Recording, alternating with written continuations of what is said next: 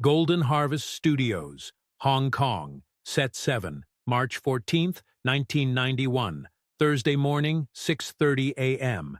The air inside the soundstage is cool, carrying the night's humidity. Only work lamps cast long shadows across the polished wooden floor.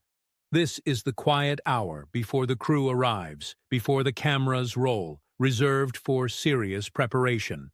The set belongs to Once Upon a Time in China 2, a period martial arts film that will define a generation of Hong Kong cinema.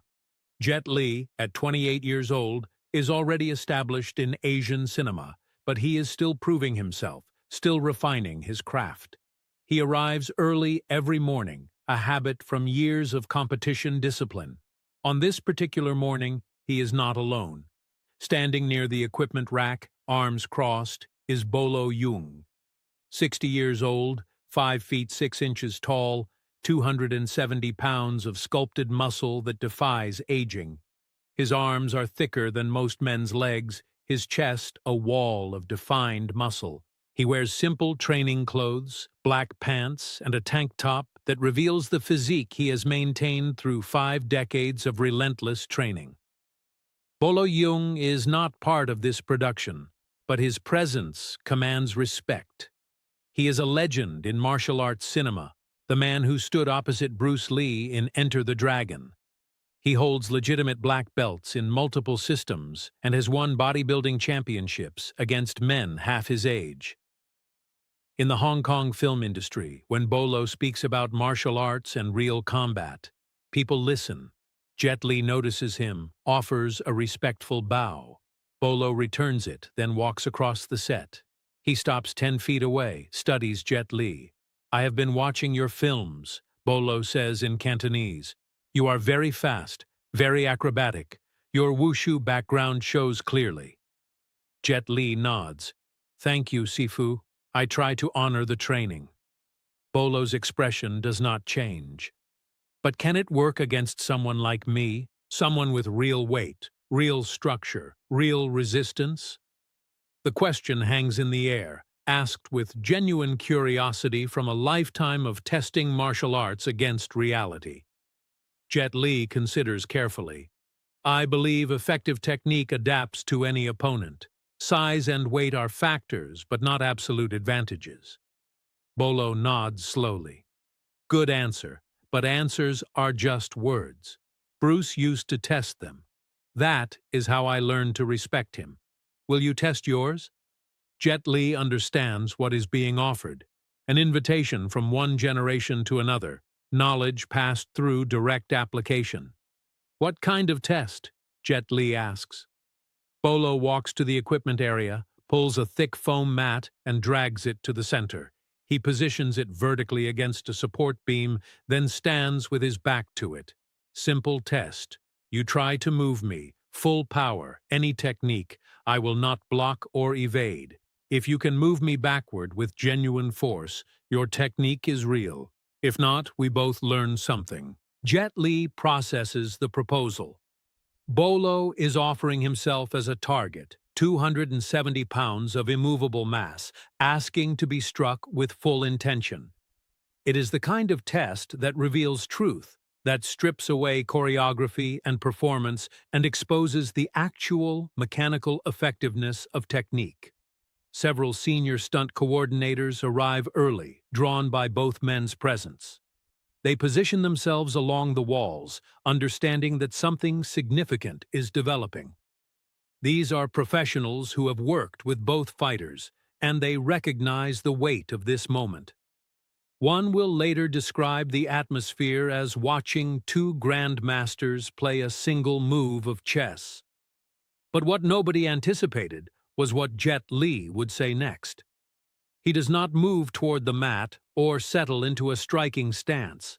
Instead, he speaks quietly.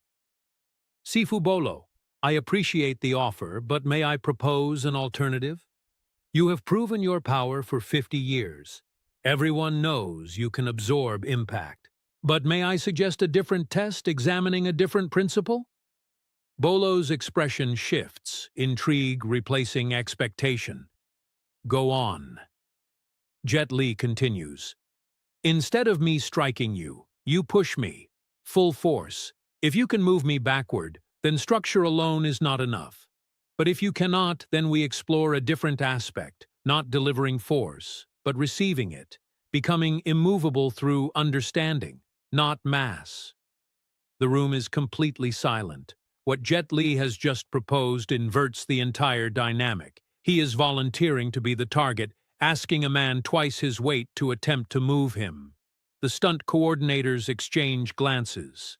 This seems impossible. Jet Li weighs maybe 135 pounds. Bolo is a bodybuilder with competition-level pressing strength. Bolo stares at Jet Li for 5 full seconds. Then a slow smile crosses his face. Recognition that Jet Li has just elevated the test from physical confrontation to philosophical demonstration. Bruce would have liked you, Bolo says. Okay, we test your way. Bolo steps away from the mat, positions himself in the center. Jet Li walks to a point directly in front of him, perhaps 2 feet away. He does not assume an obvious stance.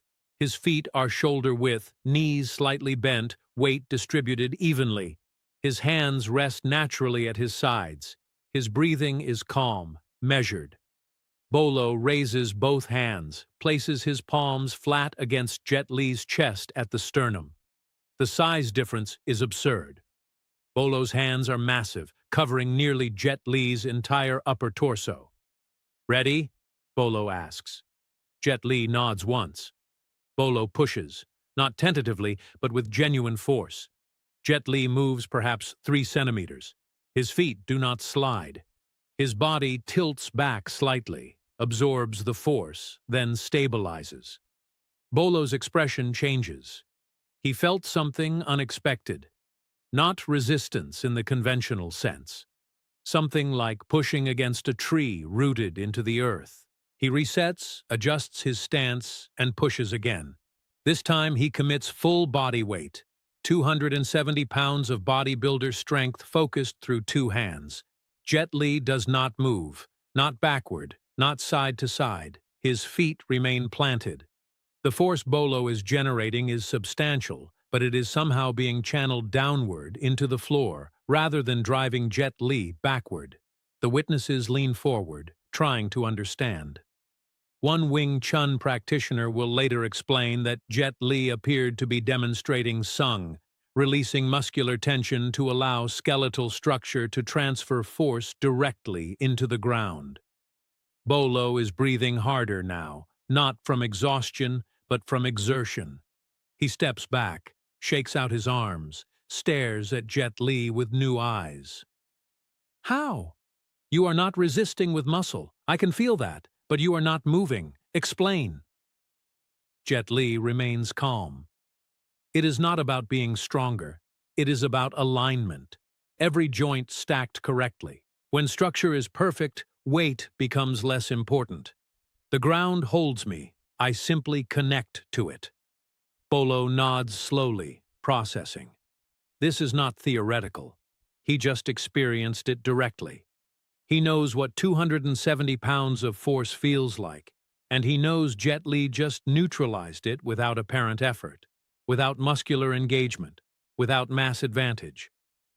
But the demonstration is not finished. Jet Li speaks again.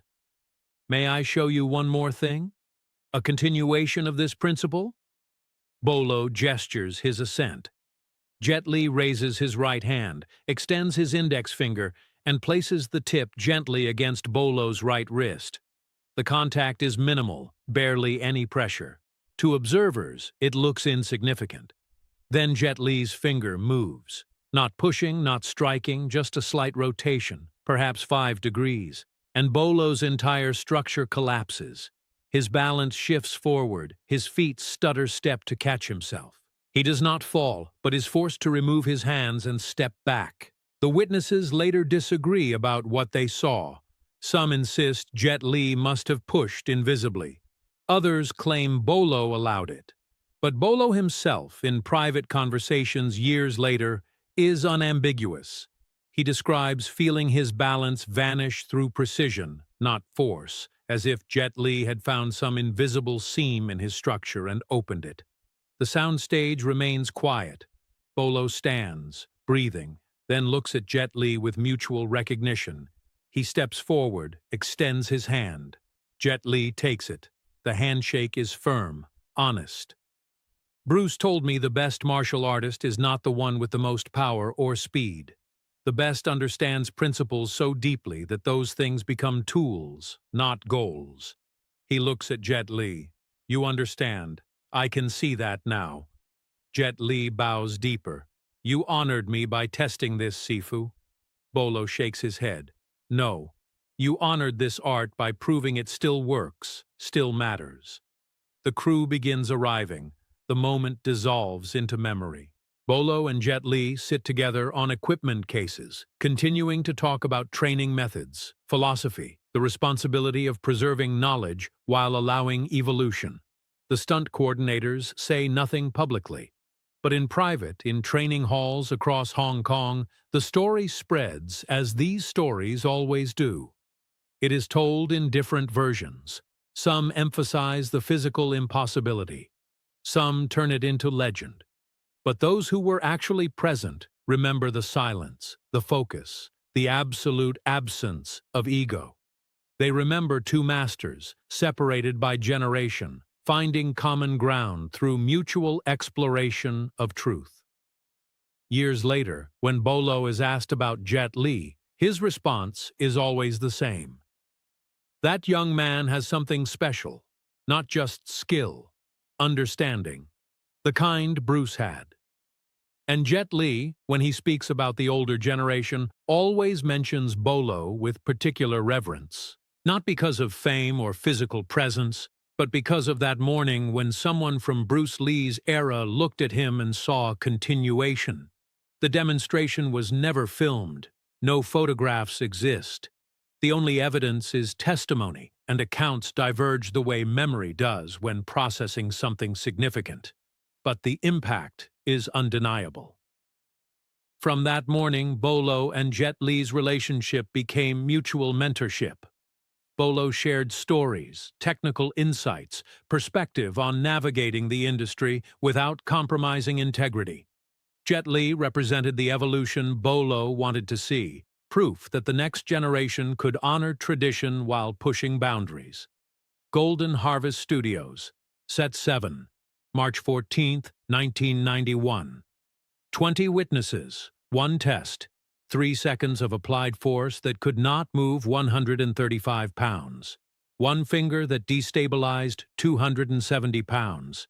2 martial artists, different generations, discovering they walked toward the same destination. This is the story production assistants still mention. This is the demonstration referenced when discussing theatrical versus functional martial arts. This is the moment when Bolo Yeung acknowledged that the art was alive, growing, being carried forward with integrity. The cameras never captured it, the media never reported it. But those who train seriously know this story. They repeat it, they test its principles. And they understand that the greatest moments in martial arts happen in quiet hours before the world watches, between people who care more about discovery than documentation.